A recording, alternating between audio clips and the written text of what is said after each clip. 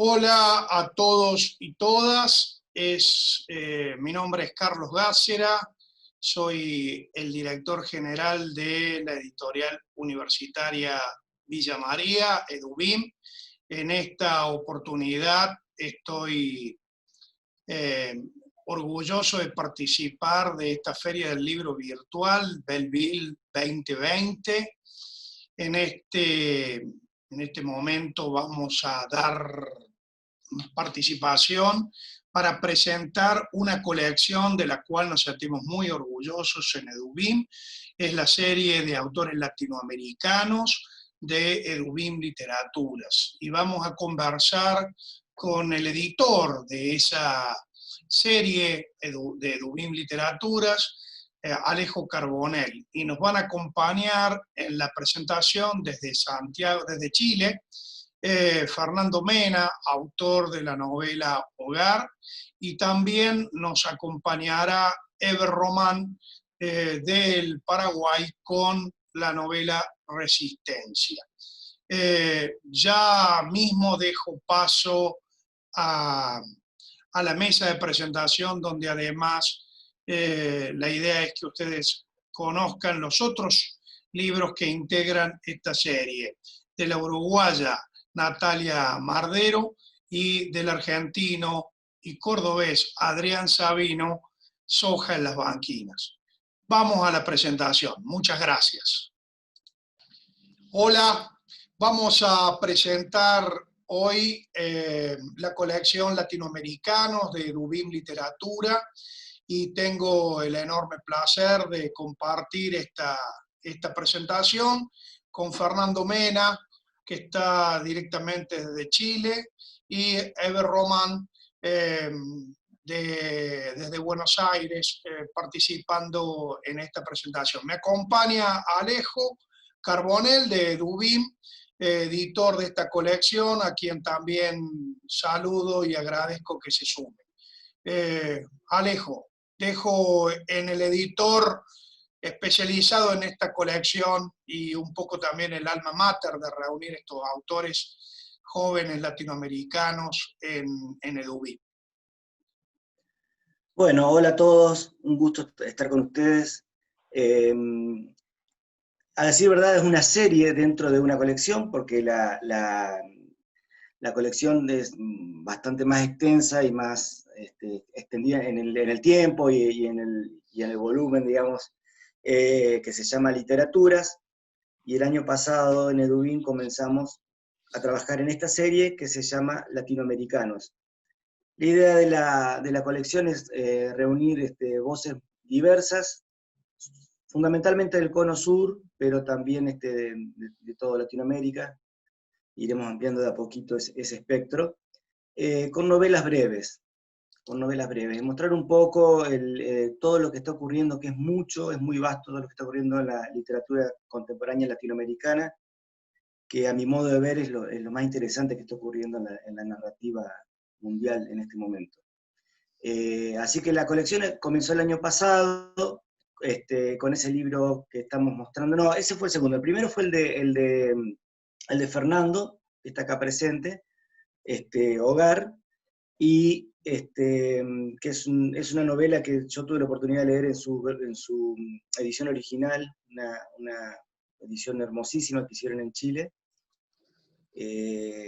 La verdad que nos chocamos porque fue casual, un librero amigo de Fernando me recomendó el libro y quedamos enamorados de la novela, y ahí medio que se empezó a gestar la colección. Y yo la tenía leída de antes a Natalia Mardero, habíamos tenido algunos chats y qué sé yo, y me pareció que se me armó la colección en la cabeza con esas dos cosas. Y pensamos que ahí había un polvorín, digamos, ¿no? Una cosa que podía ser muy fructífera, y bueno, y aquellos que vayan leyendo la colección se van a dar cuenta de la apertura que tiene y de la propuesta. Ahora con 4 libros la colección ya tiene un vigor que es más fácil explicarla, digamos, o mejor dicho, no hace falta explicarla. Entonces dijimos, arrancamos el año pasado con la novela Hogar de Fernando Mena, de Chile, y con Cordón Sojo, que es una novela de Natalia Mardero, una montevideana nacida en, Natalia, en el 75. Este año la colección continuó con un libro que ya habíamos publicado en Edubín, que se llama Soja en las banquinas, de Adrián Sabino, cordobés, del 71, un amigo de la casa, ¿no? Activo en nuestras presentaciones, un gran colaborador, un amigo de la casa, sí, Adrián Sabino. Esa novela había participado en una colección parecida, pero de autores argentinos, y se agotó.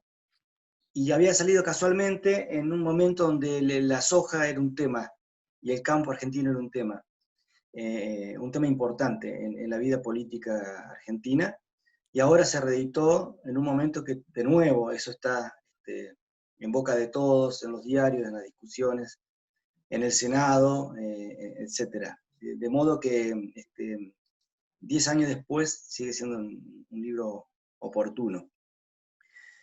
Y el libro que acaba de salir es Resistencia, de Eber Román, que también está acá presente, que en un punto es distinta a las otras tres, tiene un tono más exuberante, ya verán por qué, pero sin embargo dialoga a la perfección con las otras tres novelas, y a título personal yo lo que puedo decir es que estoy muy orgulloso de la colección, porque tiene un nivel de la hostia, y porque además me parece que puede, yo me los imagino todos juntos, a los autores. Digo, ¿qué pasa si los juntamos en la mesa de un bar? Y bueno, sería virtuoso el encuentro, ¿no? Entonces ahora, en realidad yo como editor estoy pensando en el libro que viene.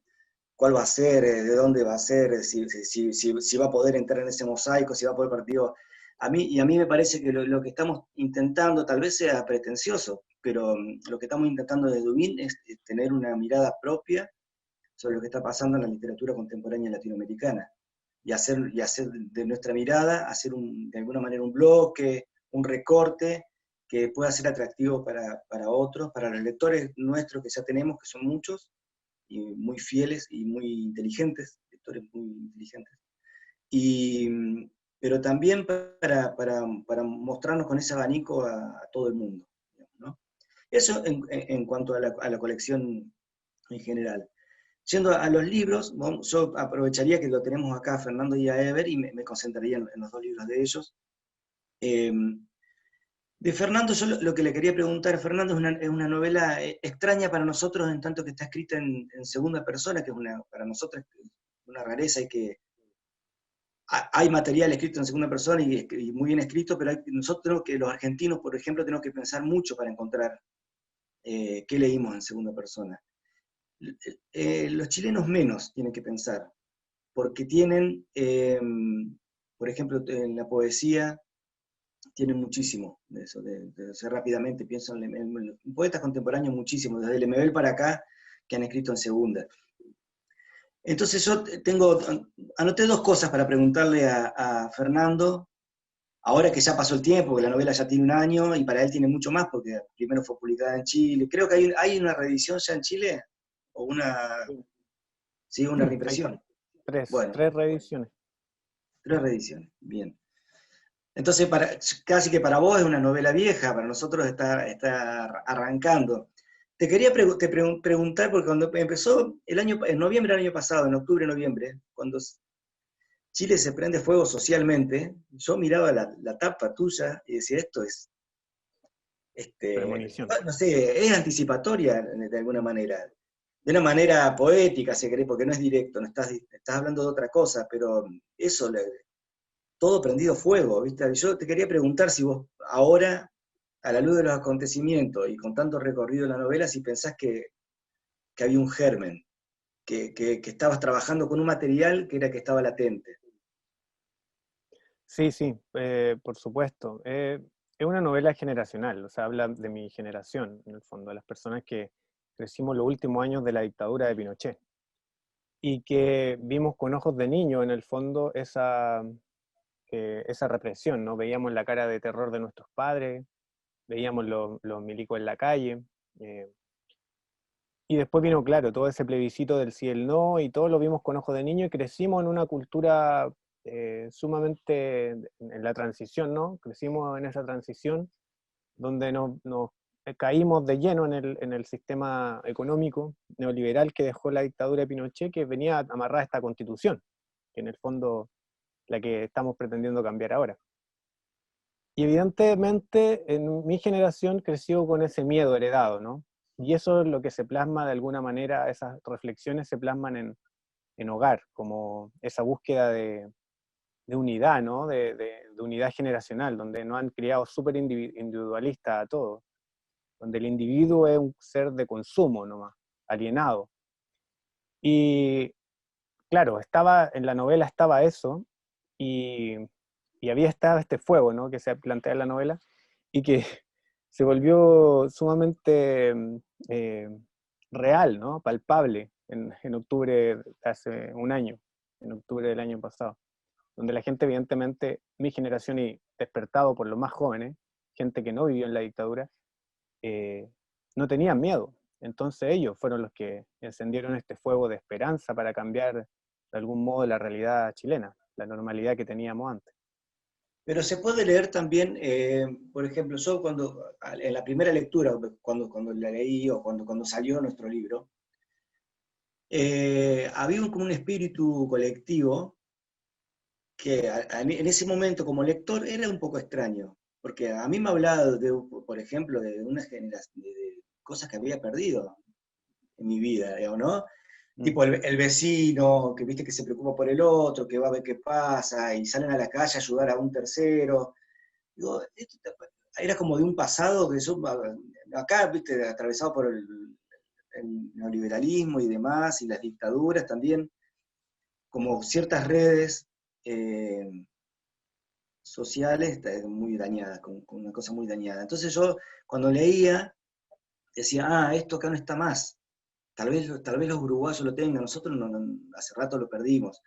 Y de repente toda esa idea de cosa comunitaria que aparece en tu novela, después se ve patente reflejada, a eso me refería yo, se ve patente reflejada en los acontecimientos políticos que vinieron después. Entonces, entonces esto no es tan ficción, digamos, acá realmente había algo del orden de lo social que estaba trabajando. Vos sabés que estuvo en Córdoba Carmen Castillo, la documentalista, estuvo el año pasado, 3 semanas antes de que se pudra todo en Chile. Y ella nos dijo, vengo de Chile, se va a pudrir todo. Y es una señora mayor, o sea, una persona que vos podés decir que no vive en Chile, que vive en Francia hace mucho, va a ver a su familia, ¿no? Y bueno, viste, nos parecía como demasiado entusiasta. Y ocurrió después. Así que a mí me llamó la atención eso. Además, me parece que de alguna manera el personaje principal de tu novela es como un personaje clase media que retoma algunas tradiciones, se encuentra, ¿no? Como viene de una experiencia súper individual y se choca de frente con una realidad colectiva trágica y como que se despierta eso. Y eso también aparece después en la realidad social de Chile. Me llamó mucho la atención. Otra cosa que te quería preguntar desde hace tiempo, en realidad, es, porque yo veo que vos, no sé si es una generación, pero hay un momento en la literatura, en la narrativa contemporánea chilena, que es fantástico, que para mí tiene como 2 puntos altos, que es la gran calidad de las ediciones, lo que está haciendo el movimiento editorial independiente en Chile es enorme, y la profusión de narradoras mujeres a las que les está yendo muy bien. Digamos, bueno, Nona Fernández, que es como un nombre que está, como se internacionalizó, pero también Arelis Uribe, que tiene ese libro genial de las perras Quiltras. chicas. Paulina Flores, que ya está publicando, digamos, en el mainstream. Isabel Bustos acá llegó por esa novela Heidi, llegó por Blatty Ríos. Virginia Gutiérrez leí una novela buenísima que se llama Ferocidad, que salió por Overol.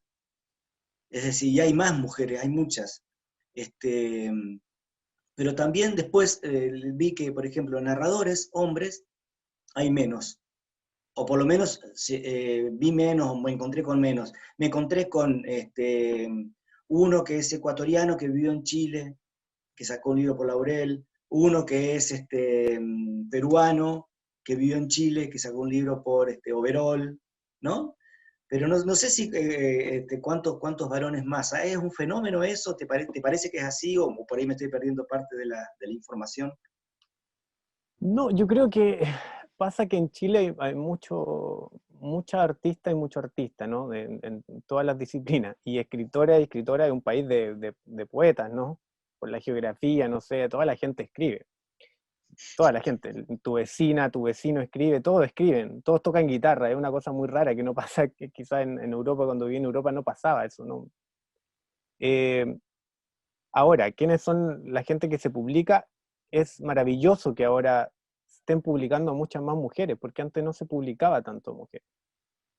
Teníamos la figura de Gabriela Mistral, Marcela Paz, María Luisa Bombal, que eran como, pero eran los que pasaban en el colegio, pero claramente había una cantidad de mujeres que escribían de una forma maravillosa que las perdíamos, porque no se publicaban, porque claramente había una cosa que estaba liderada por editoriales manejadas por hombres.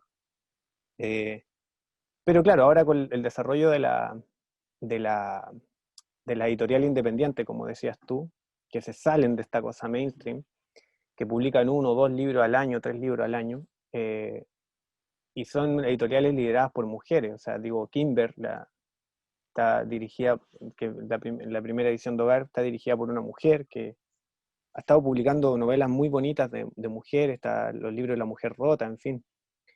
Y, y claro, ha sido súper bonito porque para mí, en el fondo, yo leía mucho hombre, ¿no?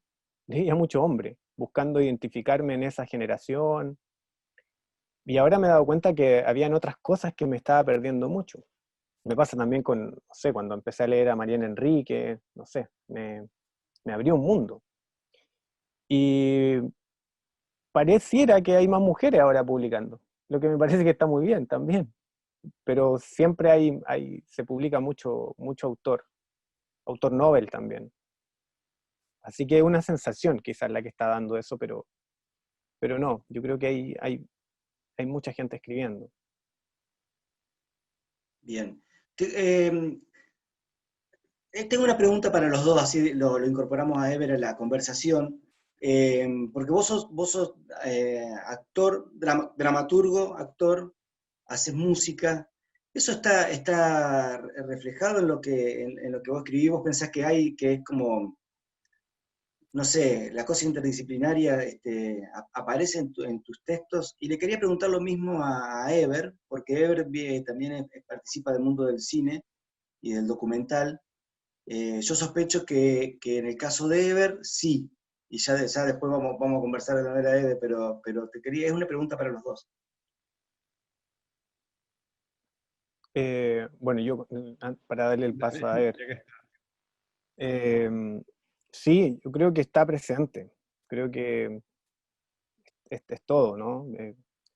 Está todo ahí cuando uno escribe, cuando uno actúa, no sé, está todo tu mundo creativo y aparece en uno, se agarra de distintos lugares.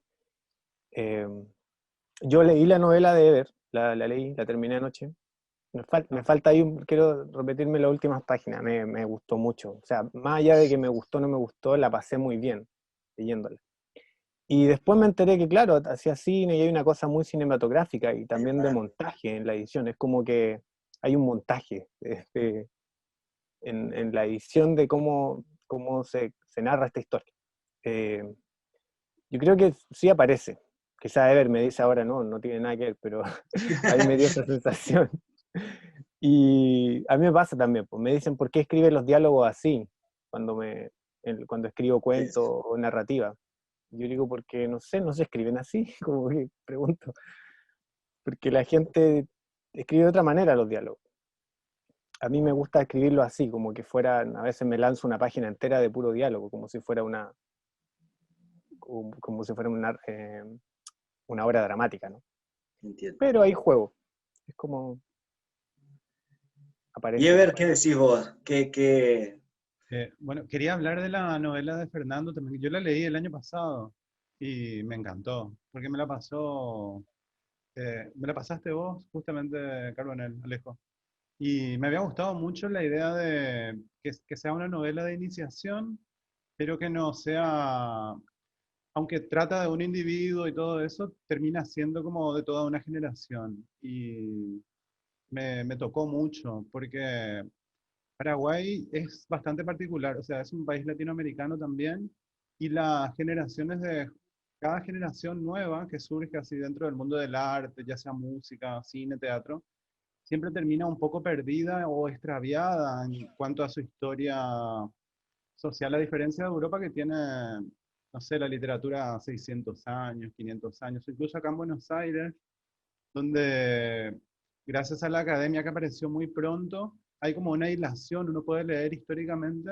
En países como Paraguay, cada generación parece un poco huérfana.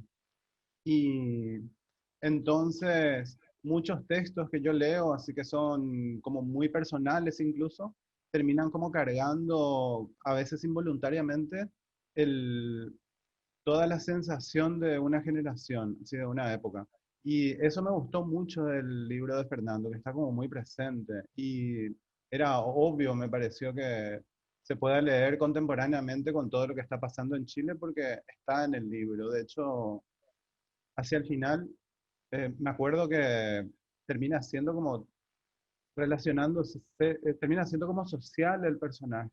Es como muy... Me había gustado mucho, eso te quería decir, tu libro, Hogar, y no sé, me pareció muy cordial el tono, todo, así que la súper recomiendo. De hecho, la hice circular entre mis amigos.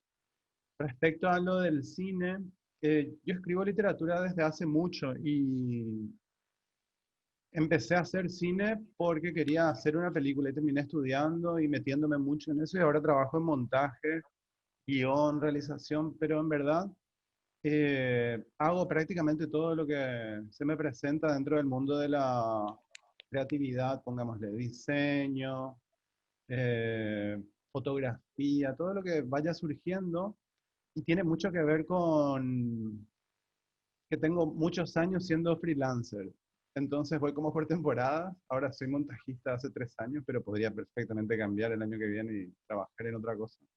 No tendría mucho drama. Y el mundo universitario siempre me gustó. Ahora no creo que estudie otra carrera más. Llevo un par, así que no, me costaría. Pero digo, como que voy cambiando. Y aparte el hecho de ser inmigrante hace tanto tiempo también, hace que uno se acostumbre a refundarse.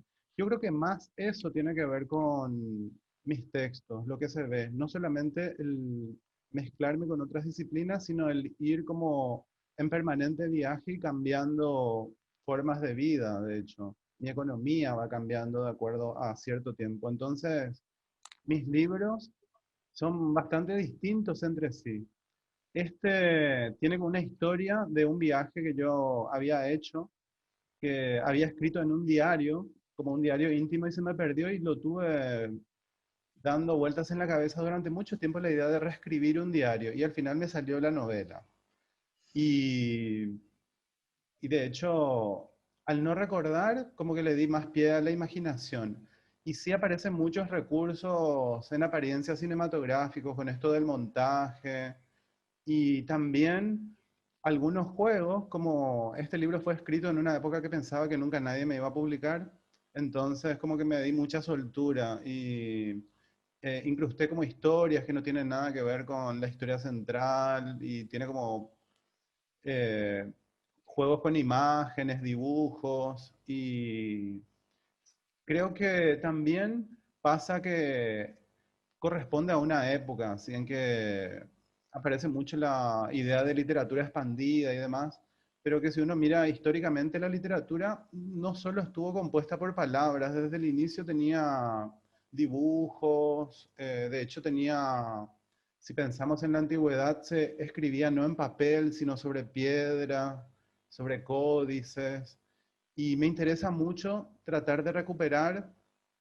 de la tradición literaria todas las posibilidades que ofrece la literatura en cuanto a la materialidad, así en qué imprimirse. Entonces de ahí viene como lo de incrustar dibujos, imágenes y también tomar la historia lineal, ¿verdad? Y desdoblarla en varios planos y mezclar un poco, que sea una aventura la lectura. Y principalmente fue para mí y me agrada mucho que se hayan entretenido. Es verdad que no importa tanto si un libro gusta o no al final, pero si en el proceso entretiene es muy satisfactorio. Yo creo que hay una doble dimensión en tu libro, por lo menos es una lectura que hice a posterior, digamos, ¿no?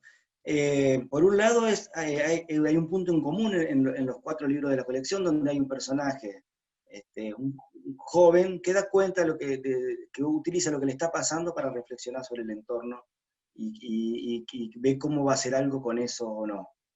Soja la banquina, cordón soja, la novela, ustedes, es patente eso, es como gente joven pensándose, dice, bueno, hay futuro, no hay futuro, hay alrededor, no hay alrededor, estoy solo, ¿hasta cuándo voy a hablar de mí? Eso es tal cual. Tu caso es un personaje que trabaja en la barra de un bar pequeño y se ofende, ¿no? Se ofende con lo que le dice un amigo y eso lo hace salirse de ahí, pero salirse de una manera abrupta y fatal, digamos, ¿no? Y muy divertida para el lector. Por otro lado, ese recorrido que hace, yo creo que es una road movie, ¿no? Cuando toda la parte de la ruta, lo del burro, todo eso, yo pensaba en eso en términos cinematográficos, más que en el montaje, en esa acción, digamos, cómo lo pones. Pero además, yo pensé esto, los paraguayos que conozco que están escribiendo y que a mí me interesan, están todos en Argentina. Es decir, Oscar Fariña, ¿no? Que tiene ese libro maravilloso de El Guacho Martín Fierro, Martín Fierro. ¿no? Después Humberto, a Humberto, con Humberto los conocemos del 88, o sea, hacíamos una revista juntos, Humberto Vaz, que vive en la Patagonia, y te produce sus libros desde ahí, y también, y vos que estás en Buenos Aires, y después entonces empiezo a pensar para atrás, y bueno, y Roa vino para acá, y de hecho, fue como apadrinó un montón de escritores que para nosotros fueron importantísimos en Argentina y los presentó y les armó las polémicas, digamos, fue un jugador importante. Y Elvio Romero también vino para acá. Entonces yo digo, este recorrido a una ciudad que se llama Resistencia además, ¿no? Me parece que puede ser una lectura de lo que pasa con la literatura paraguaya, que, viste, vienen con resistencia, pero vienen. ¿No? Sí, Y eso sí, me pareció como genial. Digo, bueno, acá hay un hilo. Porque ¿por qué vienen para Argentina? Digo todo. Bueno, sí, por laburo, porque está la familia, porque es más grande, porque hay, qué sé yo, si te interesa muchísimo la literatura, hay un movimiento más grande, ¿no? Discutís con más gente, te haces amigos rápidamente y podés publicar o no, o armar tu propia editorial. Pero vienen todos, viste, como hace años que están viniendo, ¿no? Después hay algunos, qué sé yo, algunos casos como Susi Delgado, si no me equivoco, sí, la poeta. que es una poeta increíble, que se quedó allá y es premio nacional. Pero desde Roa para acá como que han venido un montón, está bien, cruzados digamos, por dictaduras y qué sé yo, pero, y vienen, y la palabra resistencia en el medio me parece clave a mí. Por eso digo que me parece que tiene una doble dimensión. No sé, ¿te parece que estoy diciendo cualquier cosa? No, no, yo creo que se juegan como dos factores. Al igual que Uruguay, Paraguay tiene más gente fuera que dentro del país. O sea, hay más paraguayos afuera. En Argentina, Brasil, en realidad están como dispersos en todo el mundo y hay una de las escritoras, o sea, la persona que produce literatura que más me gusta de Paraguay vive en México. Y si me pongo a pensar en se llama Mónica Bustos, es una A grandísima Mónica novelista. Bustos, sí. Y si me pongo a pensar en gente de mi edad con la que compartí los 20 años en Asunción, están también Barcelona, Río, acá, Santiago incluso. Es como una tradición irse. Sí. Y creo que cambiaron las razones. De un exilio de dictadura pasó a ser un exilio económico y a la vez están los canales ya muy abiertos. O sea, hay comunidades que reciben a inmigrantes paraguayos y la comunidad más grande está acá en Argentina. Entonces hay como lugares ya donde uno medianamente sabe que puede llegar a sobrevivir y es como uno de los destinos Buenos Aires. Eso no importa tanto de qué clase social, como que ya el canal está hecho y es como vos decís, Alejo, desde el 1800 el flujo de migración paraguaya-argentina es bastante fuerte. No es que en los últimos años, de hecho se está reduciendo un poco, porque ahora con el mundo globalizado como que van a muchas más partes. Pero hay sí todo un grupo de gente bastante grande que se va. Muchas veces es al menos un integrante de cada familia, si no la mitad, va a algún lado. Y principalmente ahora las razones son económicas. Sí, es muy, muy grande la diferencia de clase y termina desplazando incluso a muchas personas de la clase media, esta desigualdad social que hay ahí. De hecho, se va, incluso en el ámbito profesional, los puestos laborales están muy, ¿cómo se dice? Muy cristalizados para cierta gente. Entonces, casi la idea de ascenso social o producir algún tipo de arte es muy difícil. Parece una tautología, pero es muy palpable todavía ahora.